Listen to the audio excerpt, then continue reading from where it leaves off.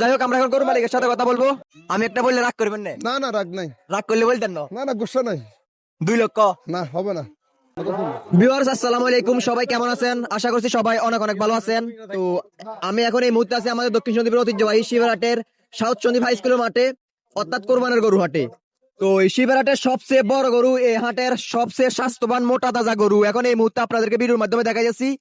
তো এই গরুটি এখনো বিক্রি করে নাই। তো গরুটি কত টাকা হলে বিক্রি করবে, কাস্টমারে কত টাকা মূল্যাইছে এবং গরু মালিক কত টাকা হলে গরুটি বিক্রি করবে, সবকিছু আপনাদেরকে এই ভিডিওর মাধ্যমে দেখা যাচ্ছি।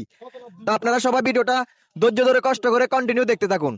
তো যাই হোক আমরা এখন গরু মালিকের সাথে কথা বলবো, আপনারা ভিডিওটা দেখতে থাকুন। আসসালামু আলাইকুম। হ্যাঁ বলেন। কি অবস্থা, কেমন আছেন? আছি ভালো আছি। গরুটা আপনার জি। কত টাকা দাম চাইছেন? 350। 350 বলতে একটু খুলি বলেন। 3,50,000 টাকা। 3,50,000 না? হ্যাঁ। কাস্টমার কত টাকা মূল্যাইছে? 220 250। মানে 2,20,000, তারপরে 2,50,000।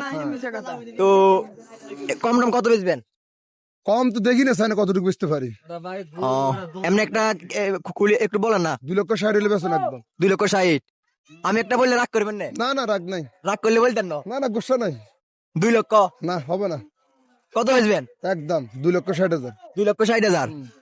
তো ভিউয়ার্স আপনারা এখন হাটের মধ্যে সবচেয়ে বড় এবং মোটা তাজা যে স্বাস্থ্যবান কালো এবং সাদা গরুটি দেখতে পাচ্ছেন, এই গরুটি একদম 2,60,000 টাকা হইলে গরু মালিকে বিক্রি করবে।